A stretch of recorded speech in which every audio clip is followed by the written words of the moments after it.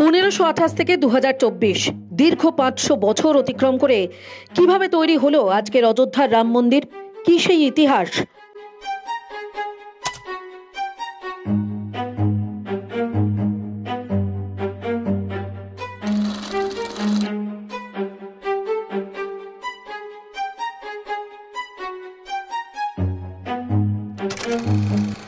প্রতি দশক অন্তরে রাম মন্দির নিয়ে তৈরি হয়েছে বিতর্ক, তৈরি হয়েছে ইতিহাস, রক্তে লাল হয়েছে অযোধ্যার মাটি।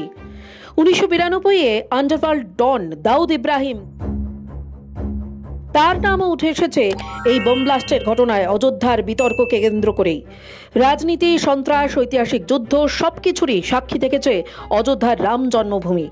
তবে কিভাবে তৈরি হলো এই রাম মন্দির, কি সেই সকল সত্যতা যা যাচাই করে সুপ্রিম কোর্ট নির্দেশ দিল বাবরি মসজিদের আগে এই জায়গাতে, এই মাটিতেই ছিল রাম মন্দির, যেখানে নিত্য পুজো হতো রামের? ক্যালকলিং টিভি আপনাদের জানাবে এই মন্দিরের সেই রহস্যময় ইতিহাস। রাম মন্দির ভারতের উত্তরপ্রদেশের অযোধ্যায় 1528 থেকে শুরু হয় রাম মন্দির নিয়ে সমস্যা। 1528 সালে মুঘল বাদশাহ বাবর তার সেনা মীর বাকিকে আদেশ দেন অযোধ্যায় উপস্থিত রাম মন্দির ভেঙে সেখানে বাবরি মসজিদ তৈরি করার। আর সেই মন্দির ভেঙে যে মসজিদ তৈরি করা হয় তার নাম দেওয়া হয় বাবরি মসজিদ। আর তারপর শুরু হয় যুদ্ধ, তারপরে শুরু হয় বিতর্ক। তারপর 1853 থেকে 1859 এই 6 বছরের মধ্যে দ্বিমত, ধ্বংস, রক্ত খেলা আরো তীব্র হয়ে ওঠে, যার ফলে এত বছর ধরে যে সমস্যা ব্রিটিশ গভর্নমেন্ট উপেক্ষা করেছিল এখন সেখানে হস্তক্ষেপ করতে বাধ্য হয়। তারপর ব্রিটিশ সরকার সেই বিতর্কিত জমিকে নিজের আয়ত্তে নেয় এবং তাকে দুভাগে ভাগ করা হয়। মূল জায়গাটি মুসলিমদের আধ্যাত্মিক অনুশীলনের জন্য এবং হিন্দুদের তার পাশেই পুজো অর্চনা করার জন্য দেওয়া হয়। যেহেতু খোলা আকাশের নিচে কোনো এক কোণায় হিন্দুদের পুজো করার অনুমতি দেওয়া হয়, তার জন্য স্বাভাবিকভাবেই হিন্দুরা খুব একটা খুশি ছিল না। খোলা জায়গায় পুজো করা ভগবানের অপমান বলেই মনে করেন তারা। আর তখনই প্রতিবাদ, দাঙ্গা শুরু হয়। 23শে ডিসেম্বর 1949 কিছু মানুষ মিলে বাবরি মসজিদের মাঝামাঝি একটি রামের মূর্তি প্রতিষ্ঠা করেন। তারপর থেকেই সেখানে আবারও চালু হয় ভগবান রামের পুজো। এই নিয়ে হিন্দু এবং মুসলিম এই দুইয়ের দোলাচলে শুরু হয় তীব্র থেকে আরো তীব্র সংঘর্ষ। আর এই সংঘর্ষ এতটাই হিংস্র আকার নেয় যে বাধ্য হয়েই উত্তরপ্রদেশ গভর্নমেন্টকে ওই জায়গাটি পুরোপুরি সিল করে দিতে হয়।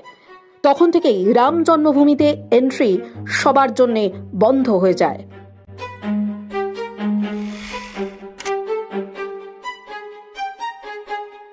এরপর 5ই জানুয়ারি 1950 মহন্ত রামচন্দ্র দাস কোর্টে কেস করেন। উনি রাইট টু ওয়ার্শিপ অর্থাৎ ফান্ডামেন্টাল রাইটকে অন্তর্ঘাত করা হচ্ছে। তারপর 1959 সালে নির্মোহী আখড়ার এক হিন্দু সাধু দ্বিতীয় কেসটি করেন। তিনি বলেন রামের পুজোর জন্য ওনাকে সেই জমি দেওয়া হোক। কোর্টে কেস চলছিলই, তারই মধ্যে 1961 সালে সুন্নি ওয়াকফ বোর্ড কেস করে বলে যেহেতু এখানে আগে মসজিদ ছিল তাই তাদেরকে এই জমি মসজিদ তৈরির জন্য দেওয়া উচিত। দুদল এই প্রথমবার আইনত লড়াইয়ে মুখোমুখি সামনে নামে। বহু বছর এই লড়াই চলেছিল। তারপর 1985 সালে বিশ্ব হিন্দু পরিষদ তখনকার দিনে আবারও কেস ফাইল করে। আর তারপর 1986 সাল সেই ঐতিহাসিক মুহূর্ত যখন কোর্ট সর্বপ্রথম রায় দিয়ে ঘোষণা করে হিন্দুদের সেই জায়গায় পুজো করার অনুমতি দেওয়া হোক।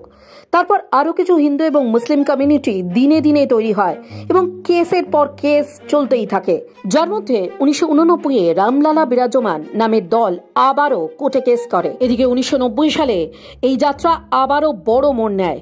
লালকৃষ্ণ আদবানি গুজরাটের সোমনাথ থেকে অযোধ্যা পর্যন্ত রথযাত্রা শুরু করেন, যার ফলে জমায়েত হয় প্রচুর হিন্দু ভক্তদের।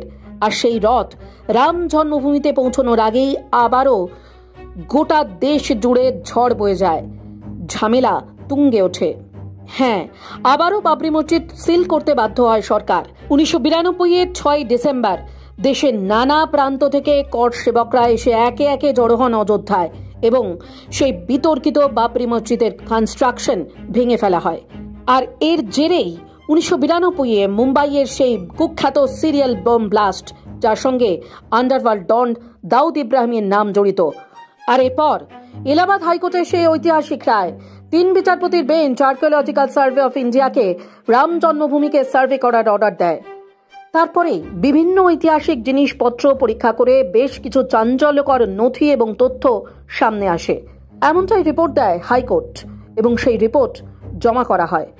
কোর্ট সমস্ত তথ্য দেখে যাচাই করে বলে যে সত্যি সেখানে রাম মন্দির ছিল। আবারও দুদল এই রায় খুশি নয় এবং সেক্ষেত্রে তারা সুপ্রিম কোর্টে আপিল করে। এরপর 8ই জানুয়ারি 2019 সুপ্রিম কোর্ট এই কেসের জন্য 5 বিচারপতির একটি বেঞ্চ তৈরি করে দেয়। 40 দিনের মধ্যে বিভিন্ন ঐতিহাসিক প্রমাণ, লেখা, আর্কিওলজিক্যাল বিভিন্ন তথ্য নথি খতিয়ে দেখে 2019 সালে চূড়ান্ত রায় দেয় কোর্ট, যেখানে সত্যি বাবরি মসজিদ তৈরির আগে রাম মন্দির ছিল এবং সেখানে রাম পুজো করা হতো, এমনটাই নির্দেশ দেওয়া হয়। ফলে প্রমাণিত হয় যে ওই স্থানে রাম জন্মভূমি এবং সেখানে রাম মন্দির তৈরি হওয়াই ন্যায্য।